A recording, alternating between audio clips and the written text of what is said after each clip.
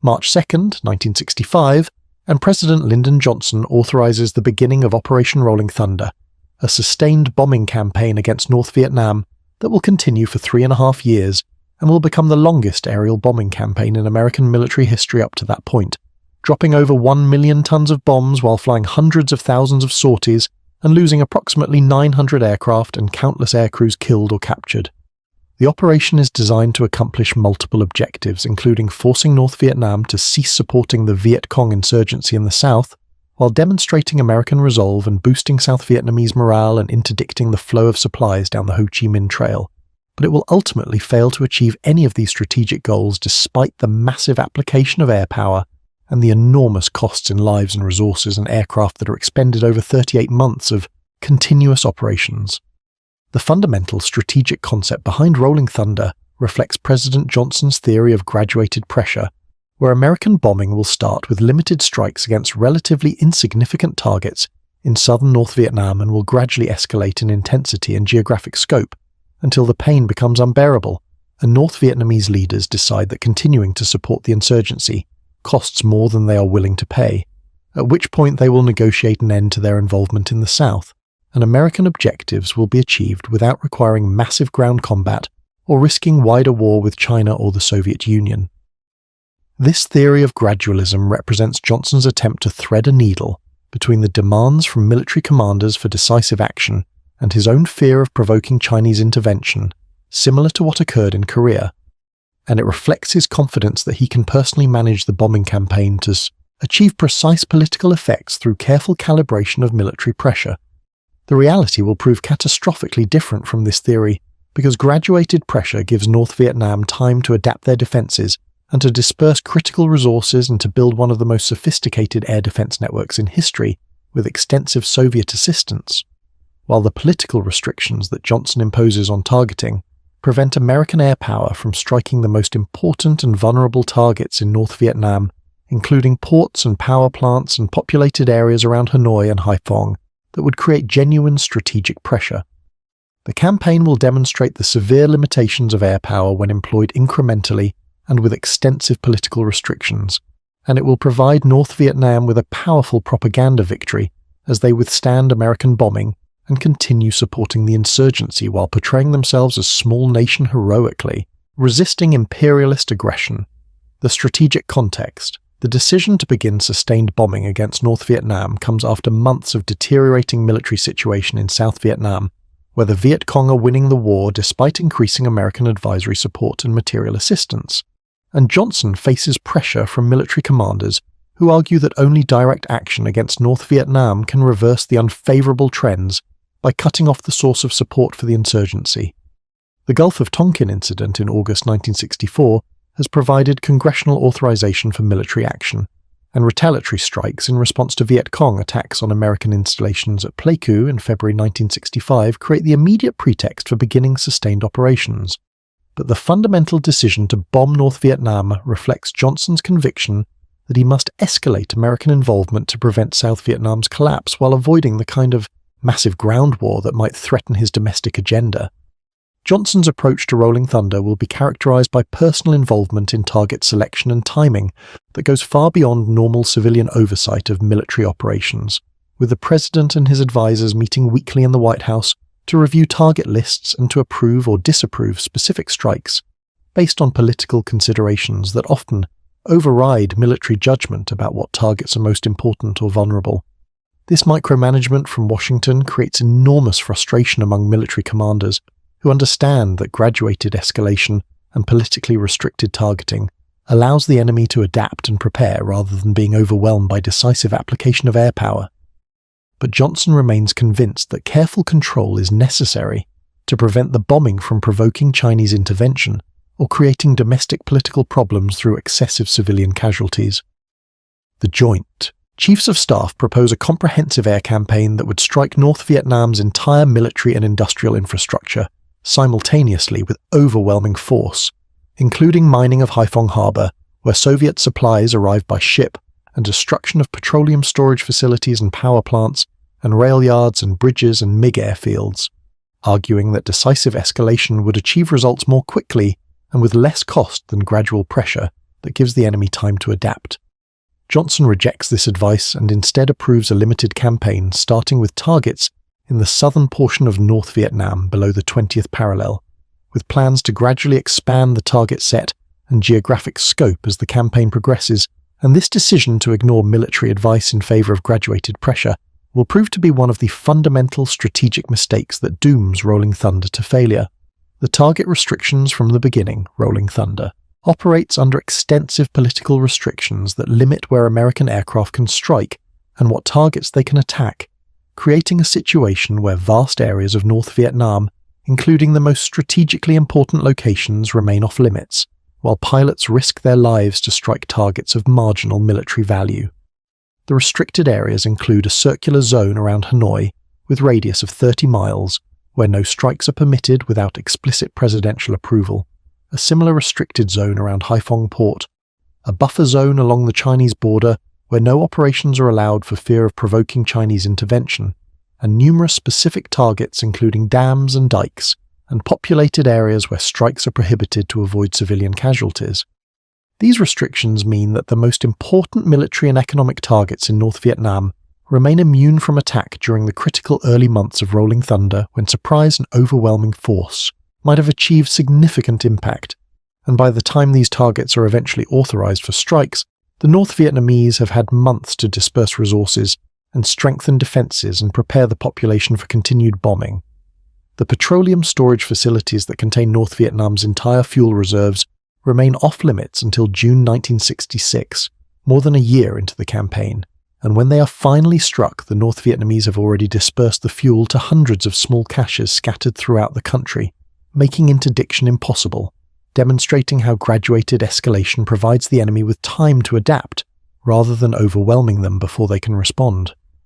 The Ho Chi Minh Trail through Laos and Cambodia that serves as the main infiltration route for supplies and reinforcements moving south remains largely off-limits during Rolling Thunder, because Johnson fears that expanding the war into officially neutral countries will create political problems, and the limited strikes that are eventually authorized against the trail prove ineffective because the vast jungle canopy provides concealment, while the North Vietnamese employ thousands of workers to rapidly repair bomb damage to roads and bridges.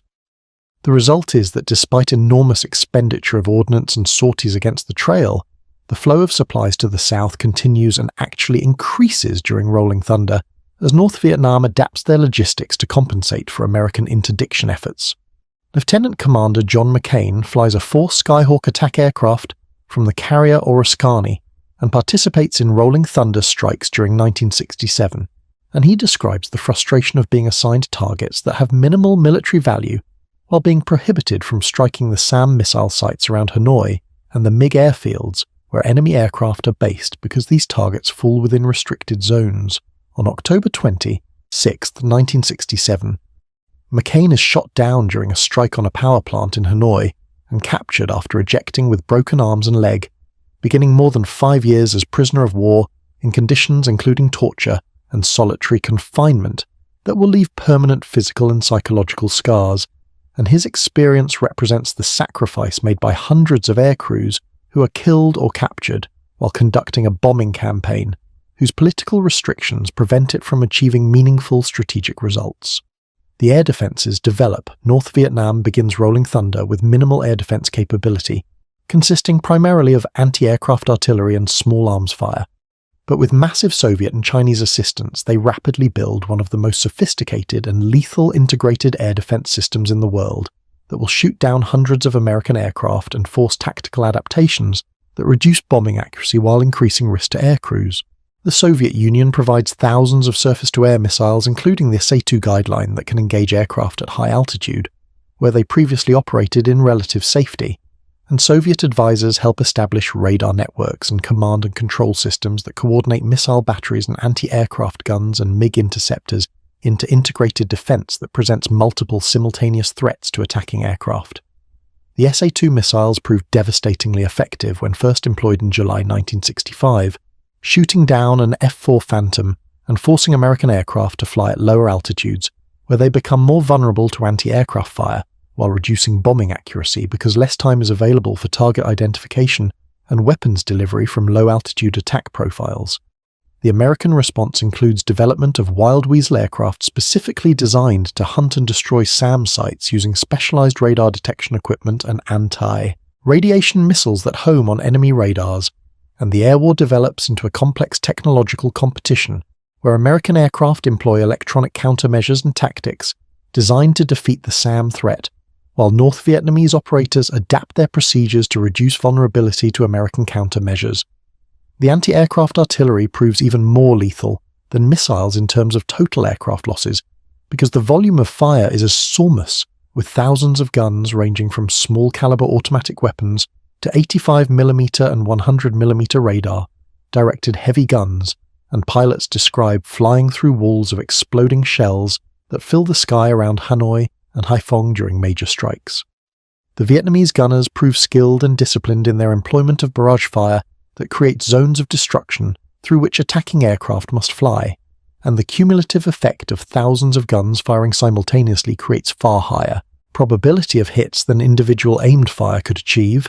making low-altitude attack runs over heavily defended targets extraordinarily dangerous missions that require courage bordering on recklessness.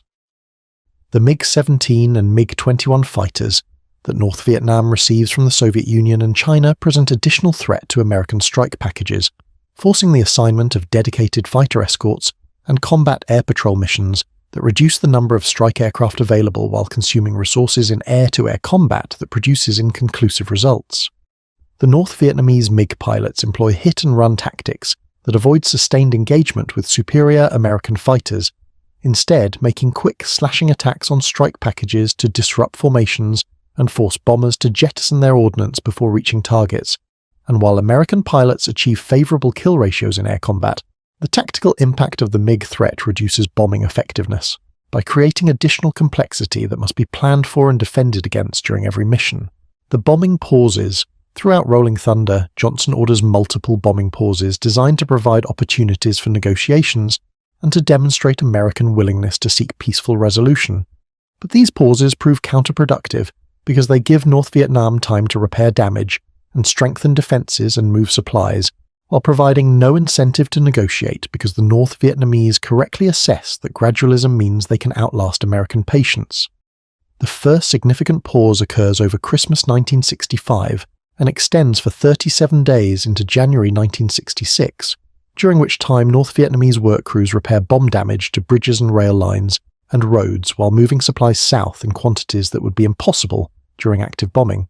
and when Rolling Thunder resumes the accumulated damage from previous months, has been largely undone, requiring American aircraft to restrike targets that had already been hit. Each subsequent pause follows the same pattern, with Johnson hoping that the gesture of restraint will encourage North Vietnamese reciprocity, while the North Vietnamese use the time to prepare for resumed bombing, and the predictable cycle of pause and resumption allows North Vietnam to plan their logistics and defense improvements around these periods, while American military commanders watch in frustration as their tactical gains are systematically erased during politically motivated pauses that serve no strategic purpose. The fundamental problem is that North Vietnam has no incentive to negotiate as long as they believe they can win militarily in the South, and as long as graduated pressure suggests that American commitment is limited and can be outlasted through patience and sacrifice. The bombing pauses also create moral hazard problems where American aircrews risk their lives to destroy targets knowing that the damage will be repaired during the next pause, and the psychological impact of watching bridges and rail yards being rebuilt and then being sent to strike the same targets again proves demoralizing, because it suggests that the campaign has no coherent strategy and that political considerations override military effectiveness. Some pilots describe feeling that they are being sacrificed for gestures rather than for genuine military objectives, and this cynicism about Rolling Thunder's strategic rationale contributes to broader questions about the war's purpose and the competence of political leadership managing the conflict. The gradualism failure. The theory behind graduated pressure assumes that North Vietnam will rationally calculate costs and benefits, and will decide that continuing to support the insurgency costs more than whatever gains they hope to achieve. But this assumption proves fundamentally wrong because it misunderstands North Vietnamese motivations and their willingness to accept enormous sacrifice in pursuit of reunification that they view as existential national objective rather than as optional foreign policy choice. The North Vietnamese leadership, including Ho Chi Minh and the Politburo, understand that their legitimacy depends on achieving reunification, and that compromise means abandoning the revolution's fundamental purpose, so they are willing to endure bombing indefinitely rather than accepting a settlement that leaves South Vietnam independent under American protection. The gradual escalation that Johnson employs proves perfectly designed to allow North Vietnam to adapt both materially and psychologically, because each increment in bombing intensity is small enough that it does not create shock or overwhelming pressure, and the North Vietnamese prove remarkably effective at mobilizing their population to repair damage and to disperse resources and to maintain essential functions despite continuous bombing. The fact that the bombing starts small and builds gradually allows North Vietnamese society to adjust incrementally, rather than being overwhelmed by sudden devastating attack, and the population proves more resilient and determined than American planners anticipated because the bombing actually strengthens nationalist resolve by providing evidence for propaganda claims about American aggression against small nation. The economic impact of Rolling Thunder proves limited because North Vietnam operates a relatively primitive economy that depends more on agricultural production and external assistance from China and the Soviet Union than on industrial output, and destroying factories and infrastructure that the North Vietnamese do not depend on for military effectiveness creates impressive destruction that looks significant in bomb damage, assessment photos, but does not actually force any change in behavior or capability. The Soviet Union and China provide replacement supplies for whatever is destroyed and help rebuild damaged infrastructure, essentially making North Vietnam immune to economic pressure as long as their allies continue supporting them. And this external assistance means that graduated pressure cannot work because the costs of bombing are being borne partly by Soviet and Chinese resources rather than entirely by North Vietnam. The strategic irony is that graduated pressure proves far more costly and less effective than the decisive campaign that military commanders originally proposed, because the prolonged nature of Rolling Thunder allows losses to accumulate while giving North Vietnam time to strengthen defences that make each subsequent strike more dangerous and expensive, and the total cost in aircraft and pilots eventually exceeds what would have been lost in a more intensive but shorter campaign that struck all important targets simultaneously before defences could be prepared. The approximately 900 aircraft lost during Rolling Thunder represent enormous material cost along with the hundreds of pilots killed or captured, and these losses achieve no strategic results because the campaign's restrictions and gradualism prevent airpower from being employed in ways that might actually force North Vietnamese concessions. The aircrew experience. The pilots and weapons systems officers who fly Rolling Thunder missions face the most intense air defences since World War II while conducting strikes against targets of questionable military value under rules of engagement that prevent them from attacking threats until they are fired upon, creating a situation where American technological advantages are partially negated by political restrictions that favour the defenders. A typical strike package against targets in the Hanoi area might include 30 to 40 strike aircraft carrying bombs, accompanied by fighter escorts for protection against MiGs and Wild Weasel aircraft, to suppress SAM sites, and electronic warfare aircraft to jam enemy radars and tankers to provide aerial refueling, and coordinating this complex formation while penetrating intense defences requires skill and courage and luck. Captain Lance Sejan flies an F-4 Phantom as a backseater responsible for navigation and weapons delivery, and on November 9, 1967, his aircraft is hit by anti-aircraft fire during a night mission over Laos and crashes in remote jungle, where Sejan survives the ejection despite severe injuries, including compound fractures of both legs and a fractured skull. He evades capture for 46 days while injured and without food or medical attention, demonstrating extraordinary endurance and determination before being captured near the Laotian border, and he dies in captivity on January 22, 1968, after brutal treatment during interrogation, becoming one of hundreds of American airmen whose sacrifice during Rolling Thunder yields no strategic gain because the campaign they die executing is fundamentally flawed in design and execution. The daily routine for carrier-based pilots conducting Rolling Thunder missions involves multiple flights per day, with brief recovery periods between missions while living aboard ships where the flight deck presents constant danger from jet exhaust and moving aircraft and arresting cables, and the cumulative stress of repeated exposure to intense combat creates fatigue and psychological strain that contributes to accidents and losses. The Air Force pilots operating from bases in Thailand and South Vietnam fly similar intensity of operations while dealing with different challenges, including longer transit times to target areas and vulnerability to enemy attacks on their bases, and both Navy and Air Force aviators develop dark humour and fatalistic attitudes that help them cope with flying missions where the rules of engagement seem designed to increase their risk while reducing their effectiveness. The loss rates for certain target categories prove particularly severe, with strikes against heavily defended bridges and rail yards around Hanoi, resulting in aircraft losses that would be unacceptable in any conflict where strategic results mattered more than political gestures, and pilots assigned these missions understand they are facing grave danger for objectives that will likely be repaired within days or weeks of being damaged. The knowledge that their sacrifices serve gradualism rather than genuine strategy creates moral injury that compounds the physical dangers of combat, and many Rolling Thunder veterans emerge from the war with profound skepticism about political leadership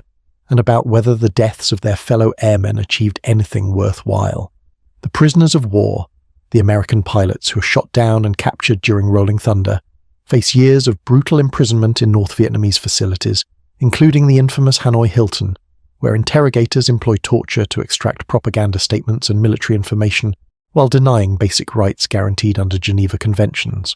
The North Vietnamese publicly claim to treat prisoners humanely, while privately subjecting them to systematic abuse designed to break their will and force cooperation, and the POWs develop elaborate resistance methods, including covert communication systems and leadership structures that maintain discipline and mutual support despite the isolation and abuse imposed by their captors. Commander James Stockdale is shot down on September 9, 1965, and endures over 7 years of imprisonment, during which he is repeatedly tortured and placed in solitary confinement while serving as senior-ranking American prisoner who organizes resistance to enemy interrogation and indoctrination efforts. His leadership under conditions of extreme duress, including being shackled and beaten and held in leg irons for extended periods, demonstrates extraordinary courage and commitment to duty, and his later receipt of the Medal of Honor recognizes both his combat performance and his conduct as POW, though Stockdale himself will later describe the medal as recognition for all POWs rather than for his individual actions alone. The torture methods employed against American POWs include rope torture, where arms are bound behind the back and pulled upward until shoulders dislocate, beatings with rubber hoses and fan belts that cause excruciating pain without leaving obvious marks, extended isolation in dark cells with minimal food and water, and psychological torture including threats to withhold medical treatment or to execute prisoners. Many POWs eventually make propaganda statements under torture, and the North Vietnamese broadcast these forced confessions as evidence of American war crimes and aggression, creating moral dilemmas for prisoners who must balance resistance with survival, while knowing that whatever statements they make will be used against their country. The POW issue becomes politically significant in the United States, as families of missing airmen organize to pressure the government for information and for better treatment, and the wives of captured pilots prove particularly effective advocates who draw public attention to North Vietnamese violations of Geneva Conventions while demanding that the government prioritize bringing their husbands home. This growing political pressure regarding POWs contributes to Johnson's eventual decision to halt Rolling Thunder and to seek negotiations, because the presence of hundreds of American prisoners provides North Vietnam with enormous leverage that they will exploit during peace negotiations when they make prisoner return conditional on American concessions. The Ho Chi Minh Trail, one of Rolling Thunder's primary objectives, is interdicting the flow of supplies and reinforcements moving south through Laos and Cambodia along the network of roads and paths known collectively as the Ho Chi Minh Trail. But despite flying thousands of sorties and dropping enormous tonnage of bombs against the trail, American airpower fails to significantly reduce the infiltration that sustains Viet Cong and North Vietnamese forces operating in South Vietnam. The trail consists of multiple routes that shift constantly as sections are damaged by bombing, and the North Vietnamese employ tens of thousands of workers to maintain the routes and to transport supplies using trucks and bicycles, and human porters who can move through jungle terrain that makes aerial detection difficult or impossible. The dense jungle canopy covering most of the trail provides natural concealment that prevents visual identification of targets, forcing American aircraft to strike suspected locations based on intelligence reports or to drop ordnance on road intersections and choke points where traffic is most likely to concentrate. But the North Vietnamese adapt by moving primarily at night and by establishing elaborate repair systems that can restore damaged sections of road within hours of strikes. The introduction of sensors dropped along the trail to detect truck movements and trigger airstrikes represents technological innovation that achieves some success. But the North Vietnamese learned to deceive the sensors by creating false activity and by modifying their movement patterns to avoid the monitored areas. The political restrictions that prevent sustained operations in Laos during much of Rolling Thunder mean that the trail enjoys periods of relative immunity when repair work can proceed without interference, and even when strikes are authorized, the rules of engagement prohibit certain targets, including the transportation network near the Laotian capital and populated areas where collateral damage might create political problems. The result is that the trail continues functioning throughout Rolling Thunder, despite massive efforts to close it, and post-war analysis suggests that North Vietnam successfully moved sufficient supplies south to sustain military operations in South Vietnam despite American interdiction, demonstrating that air power alone cannot close infiltration routes when the enemy is determined and when political restrictions prevent comprehensive targeting. The strategic failure. By late 1968, after 3.5 years of sustained bombing that has cost hundreds of aircraft and hundreds of aircrews killed or captured, while expending over 1 million tons of ordnance, Rolling Thunder has failed to achieve any of its strategic objectives because North Vietnam continues supporting the insurgency in the south while showing no willingness to negotiate on American terms, and the bombing has actually strengthened North Vietnamese resolve while providing them with powerful propaganda that portrays American aggression against a small nation defending its independence. The Tet Offensive, launched in January 1968, demonstrates that despite Rolling Thunder, the Viet Cong and North Vietnamese retain capability to conduct major offensive operations throughout South Vietnam, and while Tet proves a tactical defeat for the Communists, it represents strategic failure for American policy because it reveals that graduated pressure has not broken enemy will or capability. President Johnson's decision to halt Rolling Thunder in November 1968 and to de-escalate American involvement reflects recognition that the bombing campaign has failed and that continuation serves no purpose beyond accumulating additional losses, and this decision represents implicit admission that gradualism and politically restricted targeting cannot achieve military objectives against a determined enemy who enjoys external support and who is willing to accept enormous sacrifice. The halt allows Johnson to claim he is pursuing peace, while actually acknowledging defeat of his bombing strategy, and the transition to his successor provides opportunity to end a failed policy without explicitly acknowledging its failure. The fundamental lessons from Rolling Thunder's failure prove clear to military analysts who study the campaign. Graduated escalation provides the enemy with time to adapt rather than overwhelming. Then, with decisive force, political restrictions on targeting prevent air power from striking the most important and vulnerable objectives where it might achieve strategic effects.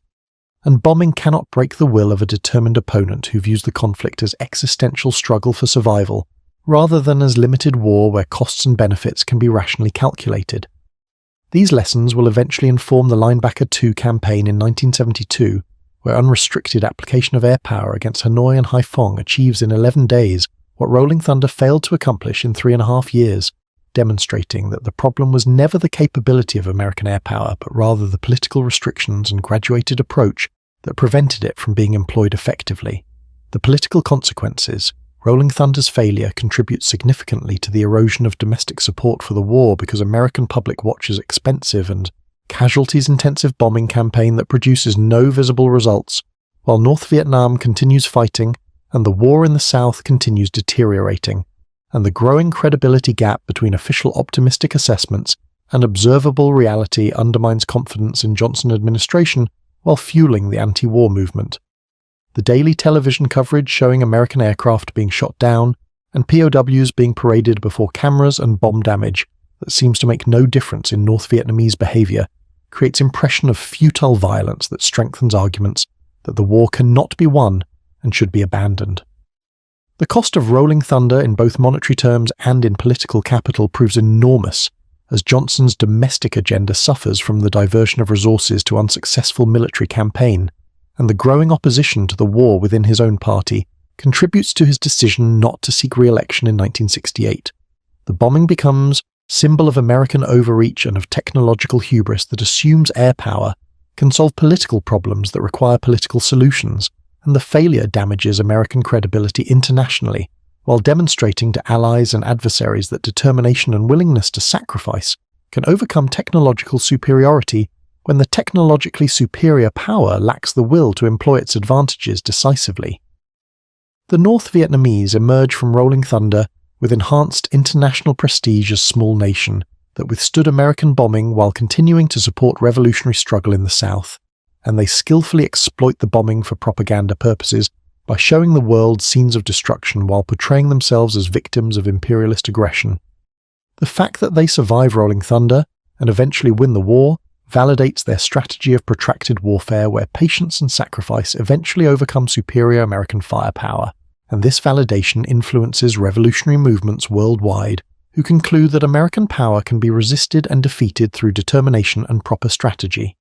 The aftermath and legacy operation. Rolling Thunder officially ends on November 1, 1968, after 3 years and 8 months of continuous operations that dropped over 1 million tons of bombs while flying over 300,000 attack sorties and losing approximately 900 aircraft worth billions of dollars, and the campaign stands as one of the most comprehensive failures in American military history because it achieved none of its strategic objectives while consuming enormous resources and sacrificing hundreds of air crews in a futile attempt to make graduated pressure work against an enemy who proved far more resilient and determined than American political leaders anticipated. The contrast with Linebacker 2's success 4 years later demonstrates that the problem was political, rather than military, and that air power can achieve strategic results when employed decisively against important targets without artificial restrictions that provide the enemy with sanctuaries and time to adapt. For the aircrews who flew Rolling Thunder missions and survived, the experience creates lasting questions about whether their sacrifices and the deaths of their fellow aviators served any purpose, or whether they were simply pawns in a political experiment that ignored military advice in favor of theories about graduated pressure that proved disastrously wrong. Many Rolling Thunder veterans carry anger and frustration about rules of engagement that prevented them from striking the targets that mattered while forcing them to restrike the same bridges and rail yards repeatedly as damage was repaired during bombing pauses, and the sense that political micromanagement wasted their efforts and their friends' lives creates permanent skepticism about civilian leadership of military operations. March 1965 through November 1968. When Operation Rolling Thunder demonstrated the severe limitations of air power when employed incrementally and with extensive political restrictions against an enemy who's willing to endure enormous punishment rather than compromise on what they view as existential objectives, proving that graduated escalation gives adversaries time to adapt rather than overwhelming them, while politically motivated target restrictions prevent decisive effects, and that technological superiority means nothing when the will to employ it decisively is absent, making Rolling Thunder a 3-year lesson in how not to conduct air campaigns that cost 900 aircraft and hundreds of air crews, while achieving nothing except to demonstrate that North Vietnam could outlast American patience, and that determination matters more than bombs when the bombers are prevented from striking where it hurts most,